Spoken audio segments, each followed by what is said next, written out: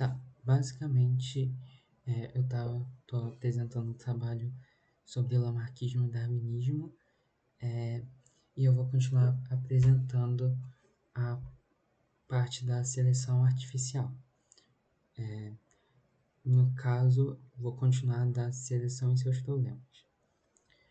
Basicamente, as plantas sofrem melhorias através da seleção artificial, que ela vai explorar a variabilidade genética existente em cada espécie.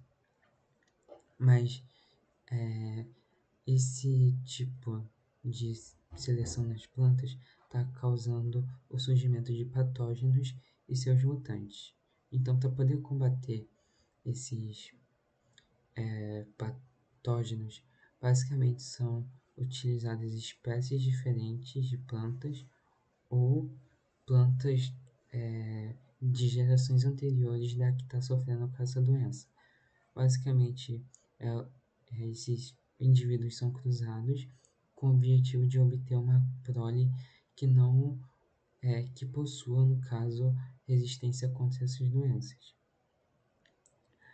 Mas além desse problema na seleção, tem também o fato da seleção artificial, que ela é imposta pelo homem, ela tem contribuído pela perda da biodiversidade, que esse fenômeno vai ser chamado de erosão genética. Também tem o exemplo do trigo de panificação, que basicamente é o essa é uma espécie, né, que tem uma ampla base genética e ela tem 3 genomas distintos. Mas devido às pressões de melhoristas, tem contribuído para a redução da variabilidade genética. E além disso, tem o fato de que genes localizados em genomas distintos têm o poder de neutralizar a expressão de outros genes. Então, isso vai fazer com que dificulte o ganho genético através dessa seleção. A erosão genética ela está acontecendo por causa do uso contínuo de poucos genes, como aqueles que conferem resistência a doenças. Tá. Agora eu vou falar um pouco da seleção artificial na parte da pecuária, em que ela pode, né, principalmente ser dividida em três formas de selecionar geneticamente um rebanho, que é a inseminação artificial, a transferência de embriões e a fertilização in vitro. Mas, para começar, basicamente na pecuária, a pessoa ali que está criando, ela sempre vai buscar um indivíduo melhor. No caso, tipo, como a vaca, vai sempre ter o objetivo de obter uma vaca com uma alta lactação. Já em um rebanho de leiteiro, pode, por exemplo, né, pode ter um rebanho que tem todo holandês e um todo Nelore. Se a população do todo Nelore for utilizada para a produção de leite, ela vai ser significativamente menor do que em relação à população do todo holandês, porque o todo holandês ele vai produzir uma maior quantidade de leite em relação ao todo Nelore.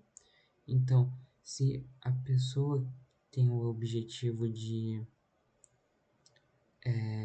da produção de leite, ela basicamente vai afastar esse todo Nelore do rebanho. Já no caso invertido, em que seja a principal fonte, né, de renda, o objetivo principal for um rebanho de corte, vai acontecer o inverso. O todo Nelore ele vai ser, a sua população vai ser melhor nesse caso, e na do todo holandês vai ser pior. Então, nesse caso, o todo holandês que vai ser afastado. Então, hoje em dia tem diversas formas de selecionar geneticamente um rebanho. Então, eu vou começar a falar da inseminação artificial, que ela é basicamente uma técnica onde o sêmen do touro ele é introduzido pelo homem no útero da vaca, sem que tenha tido um contato direto com o touro. Então, basicamente, uma dose, né, do sêmen descongelado vai ser depositado no aparelho reprodutivo da fêmea, para que para poder ocorrer a fecundação do óvulo. Já a transferência de embriões, ela é basicamente uma biotecnologia, em que basicamente vai ser selecionada uma vaca que ela vai ser considerada uma bovina superior e ela vai ser dada o nome de doadora. Ela vai passar basicamente por tratamento hormonal para poder produzir uma maior quantidade de ócitos, que ao invés de produzir somente uma, porque normalmente no processo natural ela ia produzir somente uma. Tá. Depois dessa superovulação, a vaca ela vai passar, ela vai ser inseminada. Então, depois de 6 a 7 dias, vai ser feita uma lavagem uterina para tentar recuperar os, os embriões. Então, esses embriões eles vão ser congelados e vendidos, ou eles podem ser vendidos para mães de aluguel. E basicamente tem que tomar cuidado porque a idade uterina dessa mãe de aluguel tem que ser compatível com a do embrião. Então, no caso dessa vaca que ela ia gerar somente um descendente por ano, ela vai poder produzir entre 10 a 20. Tá. Aí tem por último a fertilização in vitro, que basicamente ela vai ser a união do espermatozoide com o óvulo no laboratório que vai para formar o embrião. E posteriormente esse embrião vai ser colocado na cavidade uterina. A FIV ela é basicamente a base dessa técnica de reprodução assistida. Ela, ela é eficaz, porém muitos animais têm que passar por processos adicionais para que tenha uma maior chance de sucesso esse tratamento. Então, a fertilização in vitro, ela também é uma biotecnologia em que os processos fisiológicos, eles basicamente vão ser obtidos fora do útero do animal. No caso, vai ser ao contrário da transferência de embriões. Tá. Agora eu vou falar um pouco sobre o conceito de epigenética, que o meu objetivo no caso é falar de epigenética transgeracional. A epigenética, ela basicamente é caracterizada por modificações no genoma, que são herdadas pela próxima geração. Mas só que não vai causar, não vai afetar a sequência do DNA.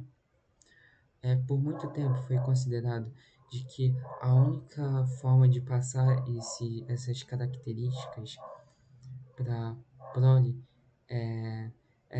era de forma genética, a partir dos genes. Mas só que agora, com o estudo da epigenética, a gente conseguiu ver que não é a única forma de passar características. Basicamente, ela é uma variação que não é genética e que ela vai ser herdada mitoticamente. Aqui no slide está escrito herdada mitologicamente, mas só que está escrito errado. Era para ser mitoticamente. Tá. Basicamente, ela vai ser herdada de uma célula para outra, com o potencial para poder gerar uma expressão gênica. É a metilação do DNA. Basicamente, são sequências de DNA que ficam se deslocando no genoma, que isso pode acabar gerando alteração no gene e no cromossomo. Mas, como o nosso corpo ele não quer que ocorra esse tipo de alteração, vai ocorrer a metilação. Ela basicamente vai tirar essa alteração. Quer dizer, esse é o objetivo da metilação, no caso.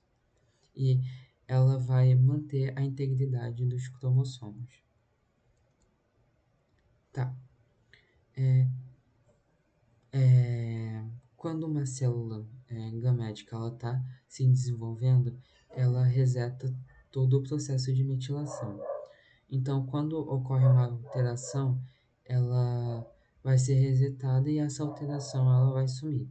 Então, basicamente, as alterações que aconteceram nas células, elas vão sumir. Então, isso vai dificultar com que essas características passem para a próxima geração.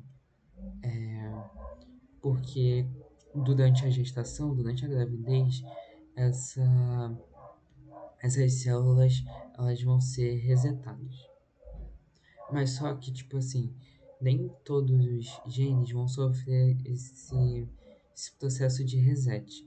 Porque tem genes que eles vão ser só expressos no pai ou na mãe. Então, se em algum deles tiver silenciado, ele não vai ocorrer esse reset. Que aí ele vai. Que basicamente é como vai surgir a geração, a herança epigenética transgeracional. Ela só vai surgir a partir desse, desse processo incompleto da reprogramação. E basicamente a, a reprogramação ela vai ter o objetivo de fazer com que a informação epigenética não passe para a próxima geração. Ah, tem que explicar também esse gráfico. Tá, basicamente nessa linha preta é o, é o gene imprinted. Ele basicamente são metilados e eles vão manter essa metilação mesmo com mudanças epigenéticas durante o desenvolvimento embrionário, do embrião, no caso. A linha vermelha ela vai representar as sequências genéticas que não são impressas, elas são herdadas pela mãe. Depois da fertilização, a metilação ela vai ser removida. E ao longo do processo embrionário, essa metilação ela vai voltar. E na linha azul acontece algo parecido com o da linha vermelha, que é o da mãe. O da linha azul é o do pai e basicamente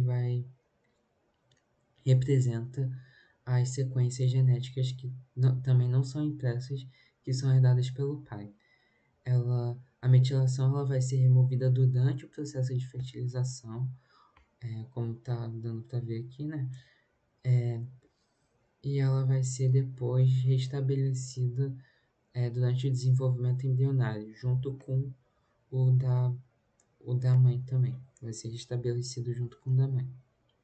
Então, tipo assim, esse gráfico ele basicamente vai mostrar como a metilação do DNA vai sofrer grandes mudanças. Ela basicamente vai mostrar a reprogramação epigenética, que garante com que a expressão gênica e o desenvolvimento embrionário aconteça de forma correta. Tá, agora eu vou dar um exemplo em relação aos, aos aos ratos.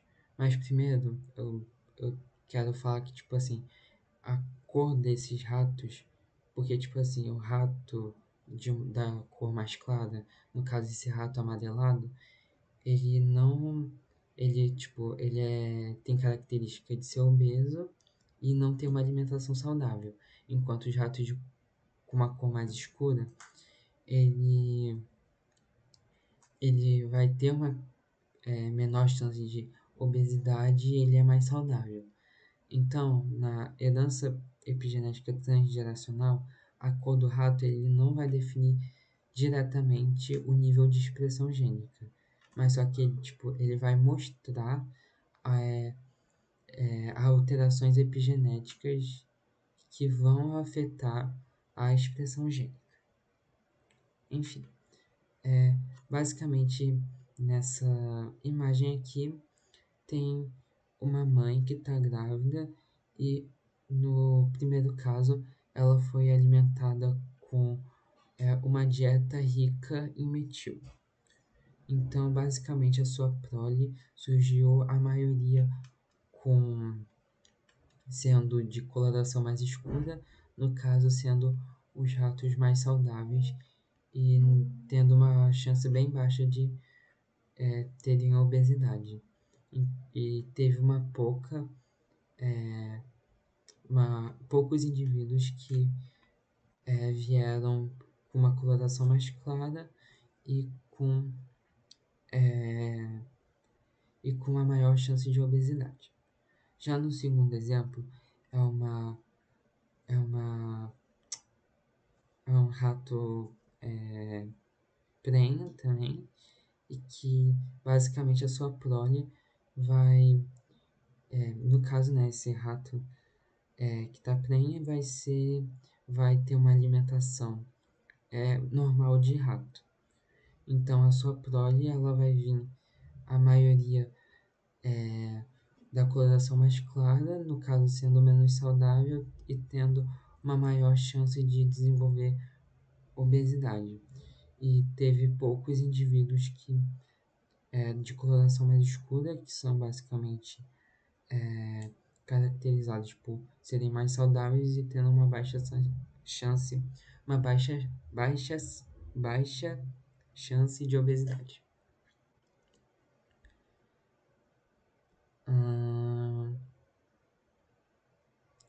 Tá. Aqui basicamente mostra o que eu falei, né, em relação às cores. Os ratos da coloração mais clara, eles sofreram hipometilação, enquanto os ratos da coloração mais escura eles sofreram hipermetilação. Basicamente são ratos da espécie agouti, né? E aqui embaixo tem um gráficozinho mostrando os seus níveis de alimentação, sem o suplemento e com o suplemento. E aqui do lado também tem uma imagem mostrando uma herança epigenética intergeracional, que basicamente tem uma, uma moça grávida fumando, em que vai afetar esse cigarro, né, vai afetar a mãe que está fumando, o feto, o feto e as células reprodutivas desse feto. Então, basicamente, quando o indivíduo está passando por gravidez ou está prenhe, vai ser, vai ser um processo intergeracional até a terceira geração. Aí depois, se continuar com essa característica, vai ser transgeracional. Tá. E basicamente a exposição intrauterina ela vai afetar o fenótipo por anos depois do nascimento e também ela vai afetar o epigenoma do feto. E para finalizar aqui, tem o exemplo dos ratos em relação à é, à sua, em relação à herança do bagulho aí. Basicamente, no primeiro exemplo tem um rato que ele sofreu, tipo, ele passou por um estímulo em que passou a característica de forma intergeracional da F0 para F1. E da F1 para F2 se tornou transgeracional porque já foi algo que foi estabelecido no óvulo e no espermatozoide desse indivíduo. E já na linha de baixo mostra a, a fêmea prenha, que sofreu um estímulo que basicamente vai ser intergeracional da F0 a F1, enfim, até F2, porque como ela tá prenha, vai afetar 3 gerações. Aí, tipo, da segunda para a terceira vai se tornar transgeracional, caso essa característica persista. Então, foi basicamente isso o meu trabalho.